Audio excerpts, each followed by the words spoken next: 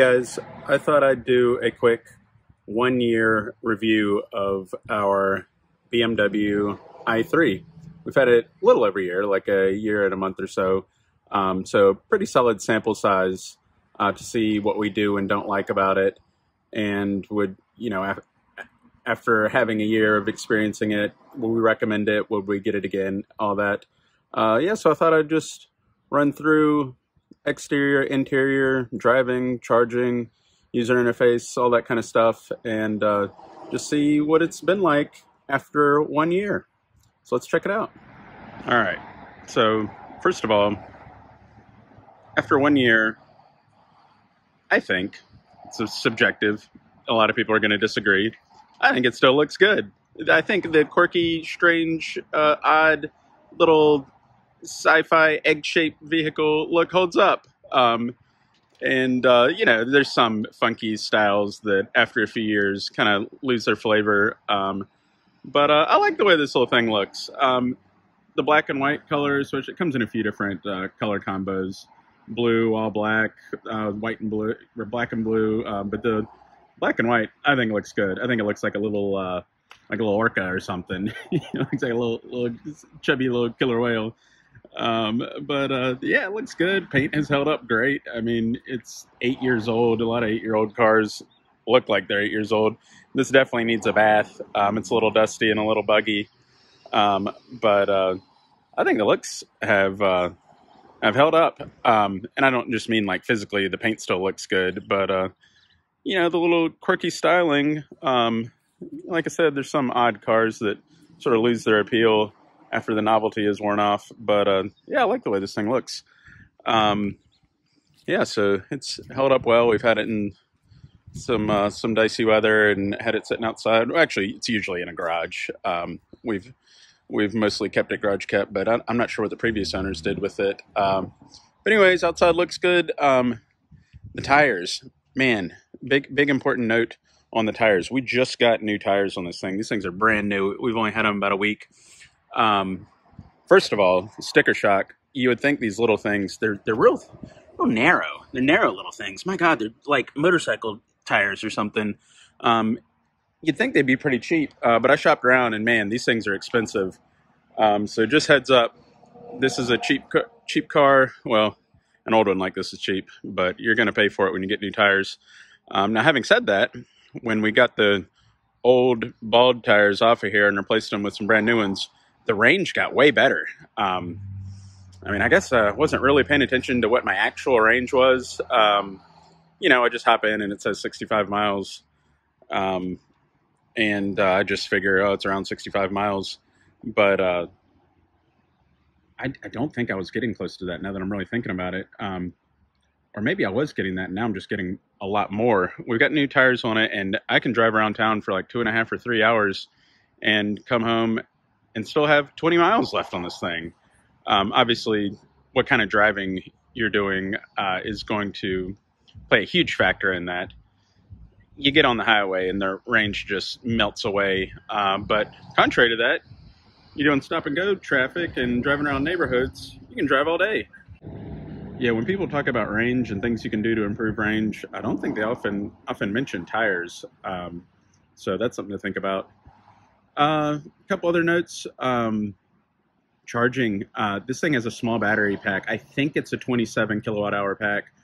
Pretty little, might be 30 or 34, hence the low range. But man, you can charge up quick. It only charges up to 50 kilowatts, so not real fast.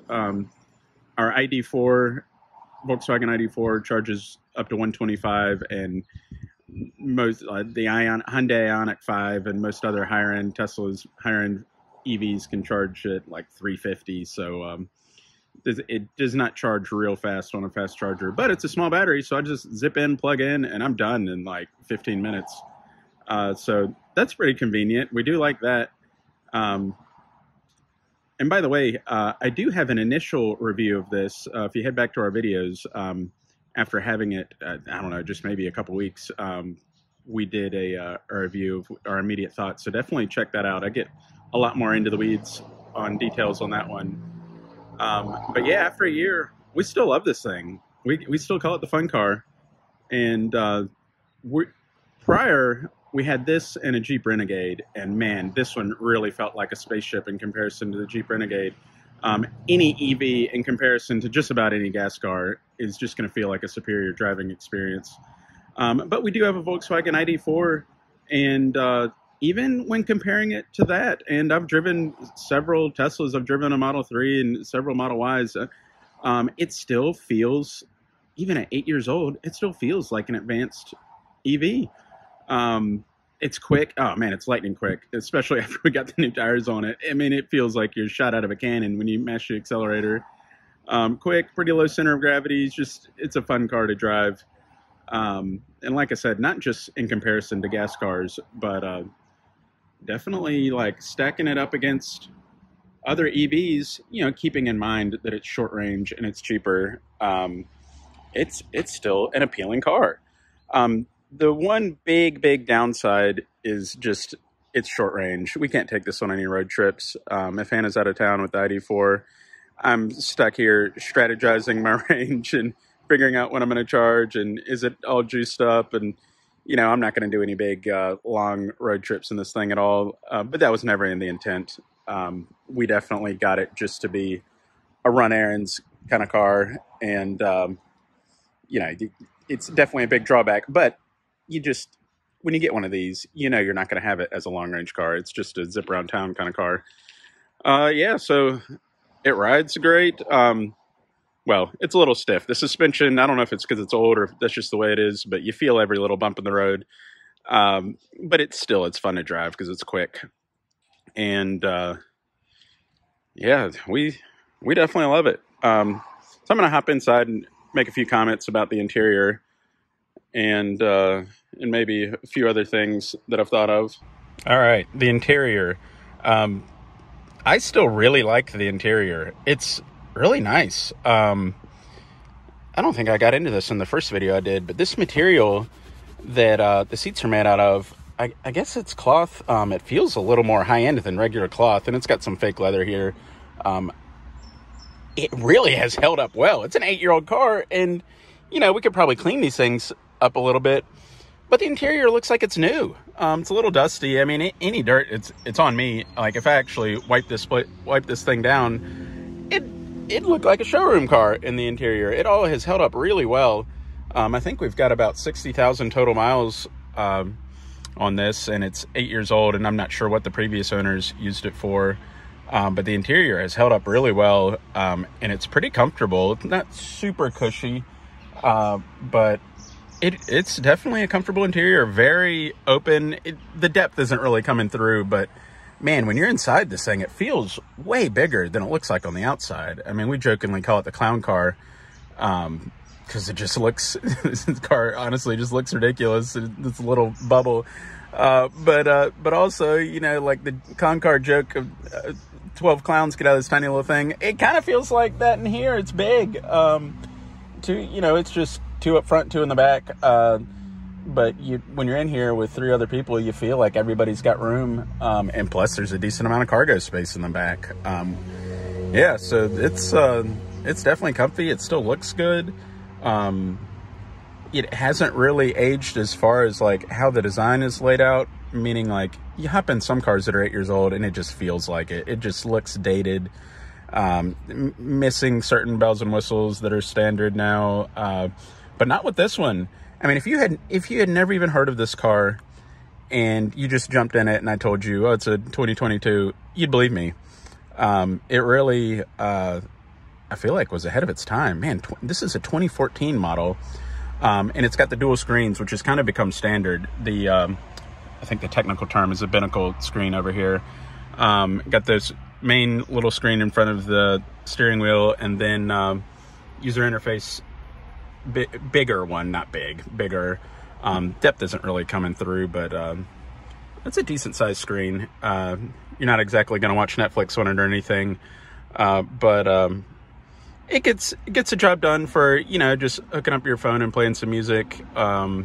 It doesn't, again, it's an 8-year-old car. It doesn't have Apple CarPlay, but it's pretty solid. It does have its own navigation that leaves a little bit to be desired. I think a helpful user told me that we can update it to be a little more accurate and updated. I don't know when the last time it was updated was, but our old neighborhood out in Seattle wasn't even on the map. When we pulled into our neighborhood, it looked like we were just driving off into the wilderness. But it's pretty intuitive, easy to use. It doesn't really get cluttered with stuff you don't need. Like right here in front shows you the temperature outside, battery life. Over here, like I said, I never use this navigation just because it's outdated. I just use my phone. I can throw it on this little thing, but I'll plug in my phone and you know, up here where it says not connected, the USB would recognize my phone if it was plugged in.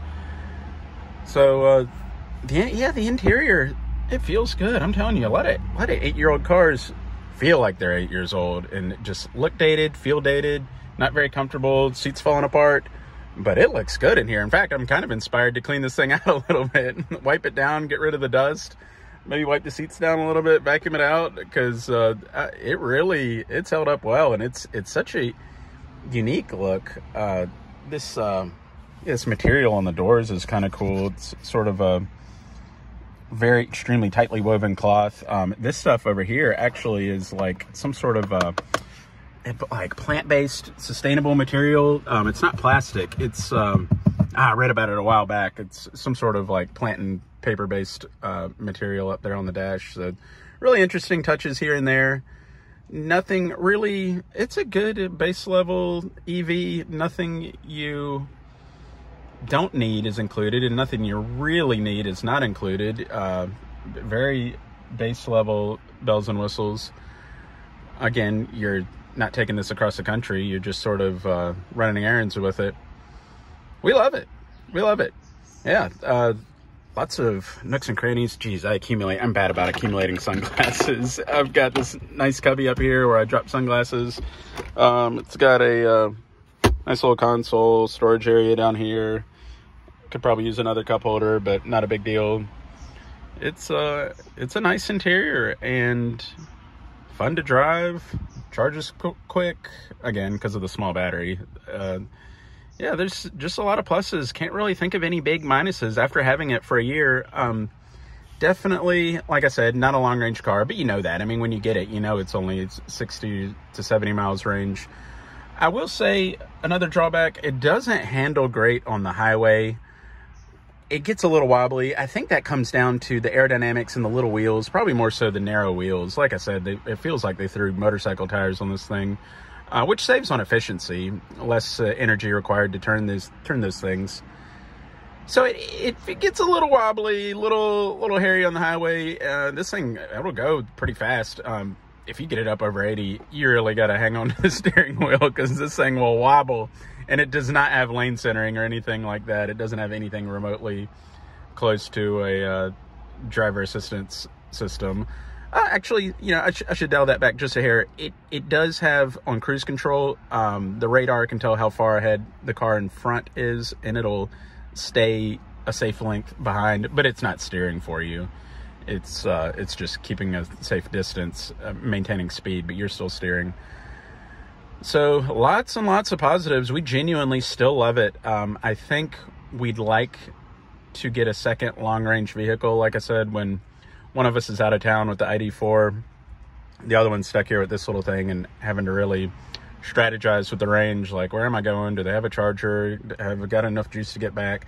And that's pretty annoying. But it's fine for a secondary car that you know you're not going to go far in. In fact, I shouldn't just say it's fine. It's amazing. And for the price, my goodness, it's an absolutely incredible value. So that's exterior, interior, held up great. Fun to drive. Good user interface. We really like it. All right, yeah, just some final thoughts. I've got it back in here, juicing up on the trickle charge. Speaking of that, it juices all the way back up overnight. I'm not really sure on the miles per hour, but like I said, it's just about a 30 kilowatt hour pack. And if you plug it in late afternoon, early evening, it's good to go in the morning, which is really nice. We don't have that luxury on the ID4. It adds about 40 or 50 miles and overnight, and that is nowhere near close on the ID4, but it's a much larger battery pack. So yeah, just as a grocery getter, as I call it, highly, highly recommend it. It's a phenomenal little car. It's fun, compact. You can park anywhere. I squeezed this into a tiny little parking spot the other day that I'm sure nobody else could have squeezed it into. So it's a great car, cheap. If you get one of these, it's like a 2014, 2015. Man, you're going to get it for nothing, and it's all about the value. If what you're going for is just a secondary emergency car or just little run errands car, oh man, it's awesome. Boy, the angle on this is really weird. I'm looking at this, and I got the wide angle going, and it's making it look stretched out. It's a compact little thing.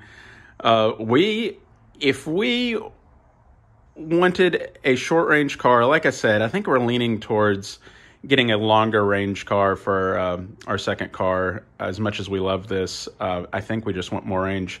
But under the understanding that you're looking for a short-range, cheap, entry-level EV, I don't see how you could beat this.